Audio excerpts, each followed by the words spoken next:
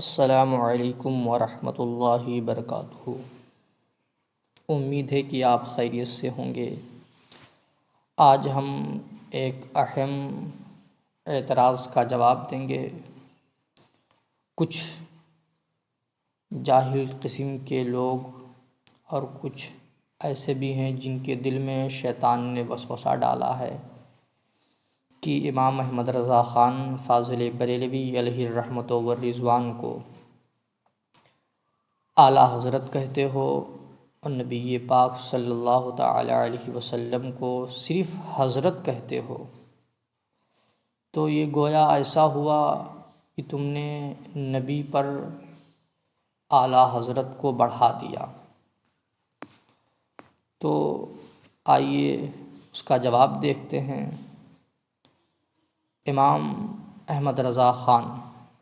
فاضل بریلوی علیہ الرحمۃ والرضوان کو اعلیٰ حضرت کیسے کہا جانے لگا؟ یہ بات روز و روشن کی طرح عیاں ہے کہ نام اس لیے رکھے جاتے ہیں کہ ان کے ذریعہ ایک شخصیت کا دوسری سے امتیاز ہوتا ہے۔ اگر آدمی اپنے سارے بچوں کے نام ایک ہی نام پر رکھ لے، مثلاً 5 بیٹے ہوں، 5 کا نام زید رکھ لیا، تو پھر اس سے سامعین کو، سننے والے کو بھی، بلانے والے کو بھی جو دشواری و پریشانی ہوگی اس کا ہر ایک اندازہ کر سکتا ہے۔ جبکہ لوگوں کو دیے جانے والے اچھے القابات عموماً اس کے ظاہری و باطنی خوبیوں اور خداداد صلاحیتوں کو دیکھ کر دیے جاتے ہیں۔ اگر کسی کو کوئی کچھ کہا جائے تو اس کے ظاہر اور باطن کو دیکھ کر کہا جاتا ہے۔ تو اعلیٰ حضرت امام احمد رضا خان فاضل بریلوی علیہ الرحمۃ والرضوان علم و عمل کے جامع دین اسلام کے لیے اپنا سب کچھ قربان کرنے والے تھے، اور قربان کا جذبہ رکھنے والے تھے۔ خوف خدا اور نبی پاک صلی اللہ تعالی علیہ وسلم کی محبت اور آپ سے عشق کرنے والے تھے۔ اور تو پھر جب آپ اس طرح سے تھے تو پھر آپ کو دیے جانے والے القابات بھی اسی طرح ہوں گے، جو ہم اپنے معاصرین سے ممتاز کر سکیں۔ امام اہل سنت مجدد دین و ملت امام احمد رضا خان فاضل بریلوی علیہ الرحمۃ والرضوان، آپ کا گھرانہ علمی دوست تھا، اور آپ کے زمانے میں بھی کئی علمی شخصیات موجود تھے، لیکن ان تمام کے درمیان اللہ پاک نے آپ کو جو مقام مرتبہ عطا کیا تھا، جب اس کا ظہور ہوا آپ کے خاندان کے افراد اور دیگر علمی شخصیات پر ہوا، تو انہوں نے امتیازی تعارف کے لیے آپ کو اپنی بول چال میں اعلیٰ حضرت کہنا شروع کر دیا۔ معارف و کمالات، فضائل و مکارم میں اپنے معاصرین کے درمیان برتری کے لحاظ سے یہ لفظ اپنے ممدوح کی شخصیت پر اس طرح منطبق ہو گیا، آج صرف پاک و ہند کے عوام و خواص ہی نہیں بلکہ ساری دنیا کے عاشقان رسول کی زبانوں پر چڑھ گیا، اور اب قبول عام کی نوبت یہاں تک پہنچ گئی ہے۔ کیا موافق، یعنی کیا اپنا کیا غیر، کسی حلقے میں بھی ہو، اعلیٰ حضرت کہے بغیر شخصیت کی تعبیر مکمل ہی نہیں ہوتی ہے۔ اور جو وسوسہ شیطان نے دل میں ڈالا ہے، اور یا جو مخالفین ہیں اعلیٰ حضرت کے متعلق اپنی زبان کو کھولتے ہیں اور اعلیٰ حضرت پر طنز کرتے ہیں یا اعلیٰ حضرت پر اعتراض کرتے ہیں، ان کا اعتراض بیجا ہے، اس لیے کہ جواب سے پہلے ایک اصول بھی ذہن میں رکھیے، تقابل جب ہوتا ہے تو وہ معاصرین میں ہوتا ہے، نہ کہ اپنے پہلے والوں سے۔ جیسے کہ امام اعظم ابو حنیفہ رحمۃ اللہ علیہ کو امام اعظم کہا جاتا ہے، تو اگر اسی طرح اعتراض کرتے جائیں گے تو امام اعظم ابو حنیفہ رحمۃ اللہ علیہ پر بھی اعتراض ہوگا۔ جیسے تم اعلیٰ حضرت پر اعتراض کرتے ہو کہ نبی پاک صلی اللہ علیہ وسلم کو حضرت کہتے ہو، اور اعلیٰ حضرت کو اعلیٰ حضرت کہتے ہو، امام احمد رضا خان فاضل بریلوی علیہ رحمۃ والرضوان کو اعلیٰ حضرت کہتے ہو، تو میں یہ ان سے کہوں گا پھر تو امام اعظم ابو حنیفہ کو امام اعظم بھی کہنا درست نہیں ہوگا، کیونکہ تم صرف امام حسین کو امام کہتے ہو، امام حسن رضی اللہ تعالی عنہ کو امام حسن کہتے ہو، صرف امام سے ملقب کرتے ہو، امام زین العابدین رضی اللہ تعالی عنہ کو امام کہتے ہو، لیکن امام اعظم ابو حنیفہ کو امام اعظم کہتے ہو۔ اسی طرح سے محدث اعظم کو، محدث اعظم کی چھوچھوی کو تم محدث اعظم کہتے ہو، محمد بن اسماعیل بخاری علیہ الرحمہ کو تم صرف محدث کہتے ہو۔ اسی طرح سے حضور مفتی اعظم ہند کو ہم مفتی اعظم ہند کہتے ہو، حالانکہ اس سے پہلے بھی مفتیان کرام گزرے ہیں، امام اعظم ابو حنیفہ جیسی شخصیت بھی گزری ہے، ہم ان کو صرف مفتی کہتے ہیں، حالانکہ تم بھی کہتے ہو حضور مفتی اعظم ہند کو مفتی اعظم ہند کہتے ہو۔ اگر اعتراض کرو گے تو اسی طرح اعتراض بڑھتا چلا جائے گا۔ تو جواب یہ ہے کہ تقابل جب ہوگا تو ہم معاصرین میں سے ہوگا۔ ہم امام اعظم ابو حنیفہ کو امام اعظم اس لیے کہتے ہیں کیونکہ وہ اپنے زمانے میں ہر ایک سے بڑھ کر امام تھے، نہیں وہاں پر جتنے امام تھے ہر ایک سے بڑھ کر تھے۔ اسی طرح حضور مفتی اعظم ہند کو ہم مفتی اعظم ہند کہتے ہیں، حالانکہ ان سے پہلے بھی تھے، تو ہم ان سے اگلے پچھلوں کا نہیں دیکھا جائے گا، تقابل ہوگا تو ہم معاصرین میں سے ہوگا۔ تو حضور مفتی اعظم ہند کے زمانے میں جتنے مفتیان کرام تھے ہر ایک میں آپ کا فتویٰ لاجواب تھا۔ اسی طرح محدث اعظم کی چھوچھوی، ان کو بھی ہم محدث اعظم کہتے ہیں۔ آپ کی حدیث، یعنی جو آپ حدیث کو بیان کرتے تھے سند کے ساتھ، جس طرح آپ کو حدیثیں یاد تھی، ان کے ہم معاصرین میں سے جو اللہ نے آپ کو قدرت دی تھی وہ اوروں کو نہیں تھی، اس لیے آپ کو محدث اعظم کی چھوچھوی کہا جانے لگا۔ تو پھر اعلیٰ حضرت کو بھی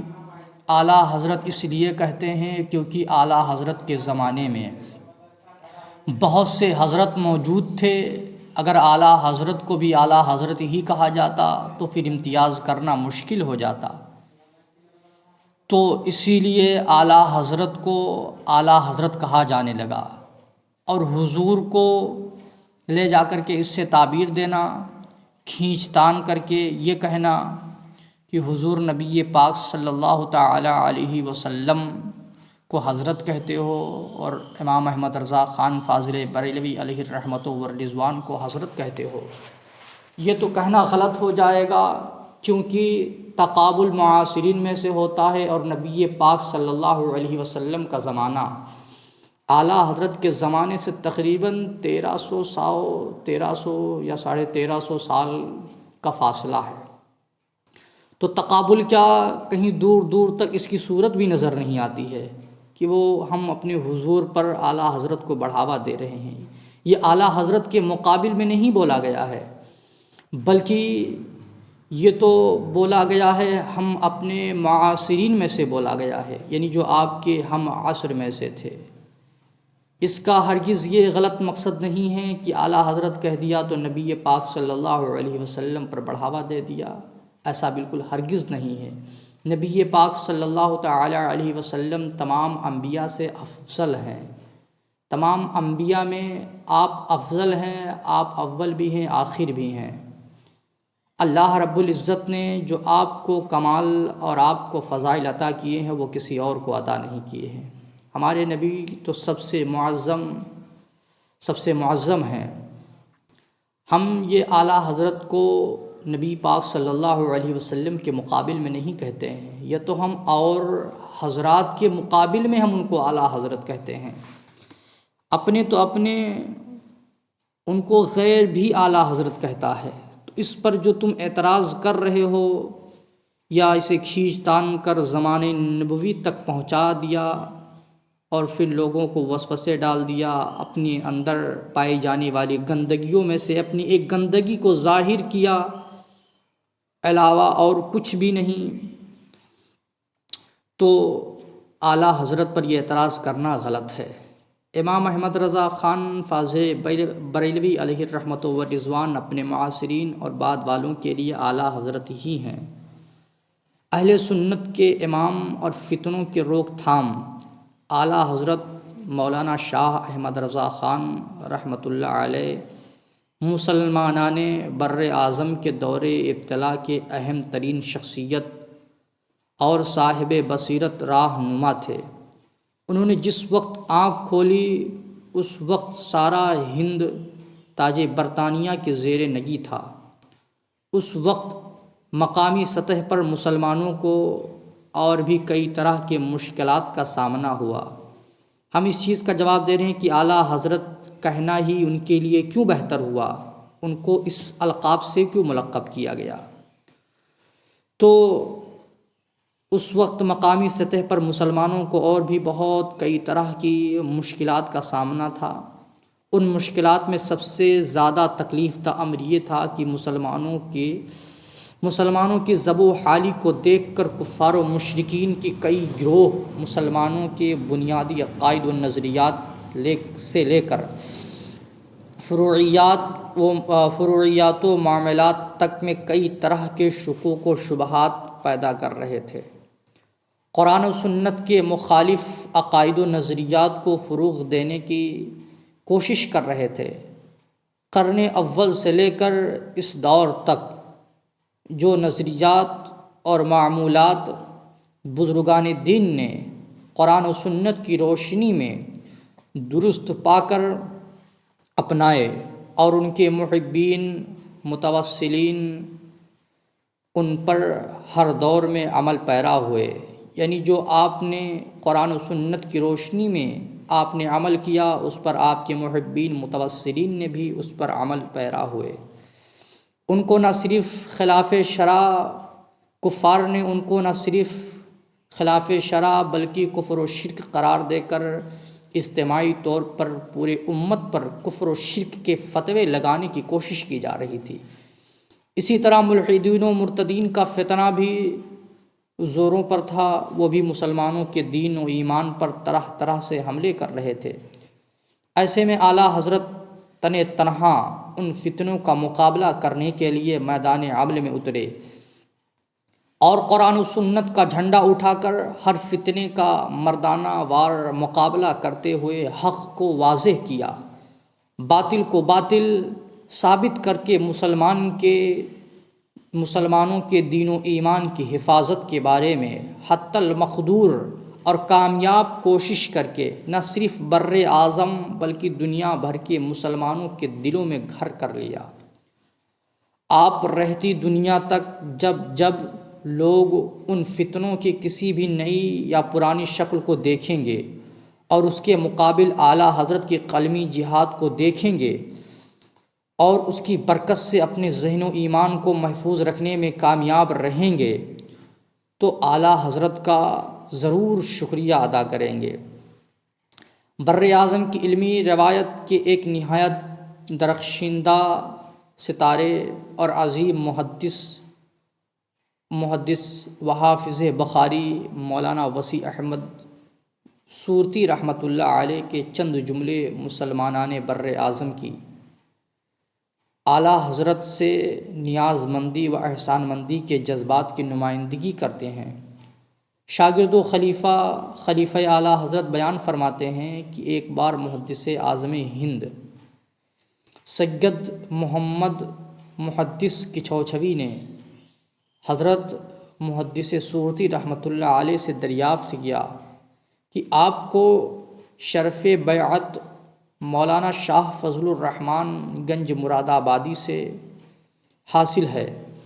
مگر کیا وجہ ہے کہ آپ کو جو محبت اعلیٰ حضرت سے ہے وہ کسی دوسرے سے نہیں ہے؟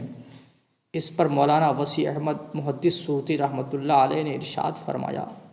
سب سے بڑی دولت وہ علم نہیں جو میں نے مولوی اسحاق محشی بخاری سے پائی، اور وہ بیعت نہیں ہے جو گنج مراد آباد میں نصیب ہوئی، بلکہ وہ ایمان ہے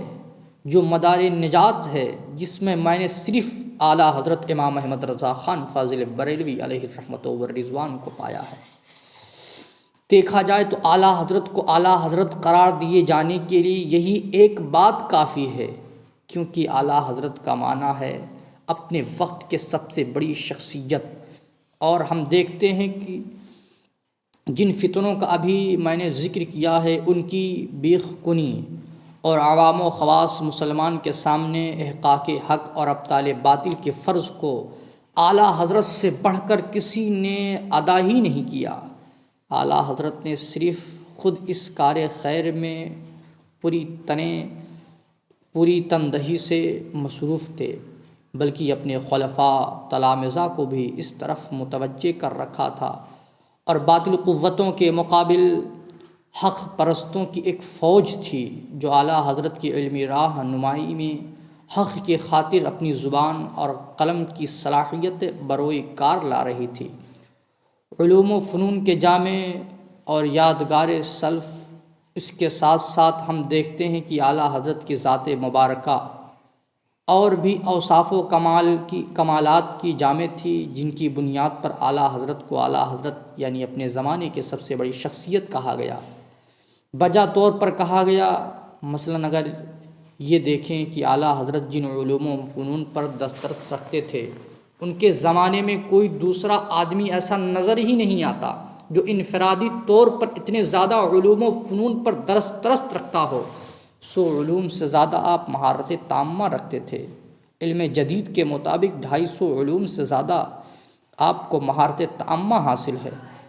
قدیم فلسفیانہ علوم و فنون کی بنیاد سے لے کر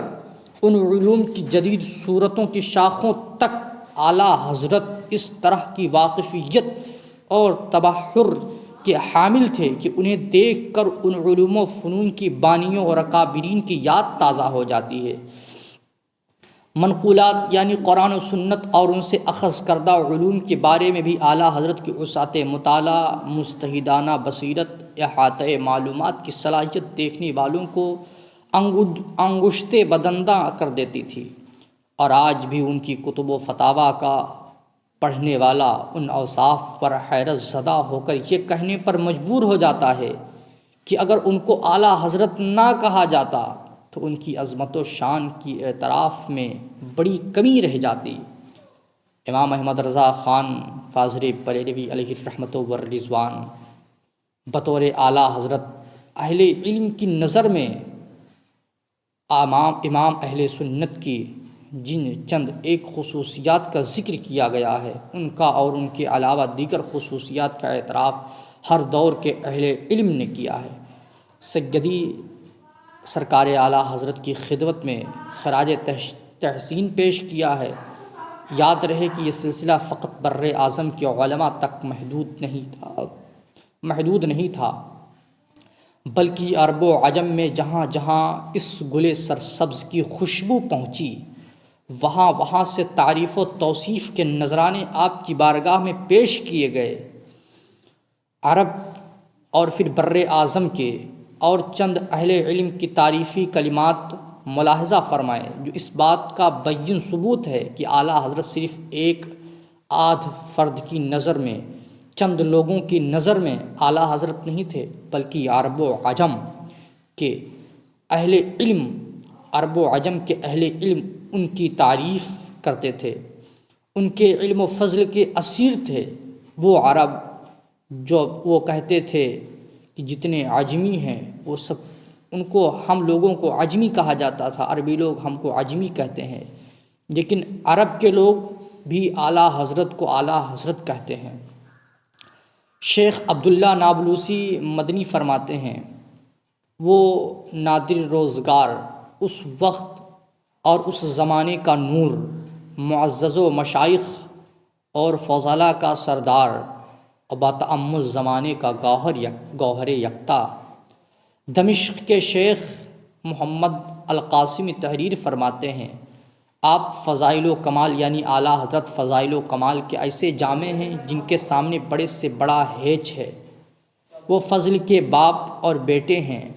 ان کی فضیلت کا یقین دشمن اور دوست دونوں کو ہے، ان کی مثال لوگوں میں بہت کم ہے۔ شیخ محمد بن عطارد الجاوی فرماتے ہیں، بے شک اعلیٰ حضرت رحمۃ اللہ علیہ اس زمانے میں علماء محققین کے بادشاہ ہیں اور ان کی ساری باتیں سچی ہیں۔ ہمارے نبی کریم صلی اللہ تعالی علیہ وسلم کے معجزات میں سے ایک معجزہ ہے جو اللہ کریم نے ان کے ہاتھوں پر ظاہر فرمایا۔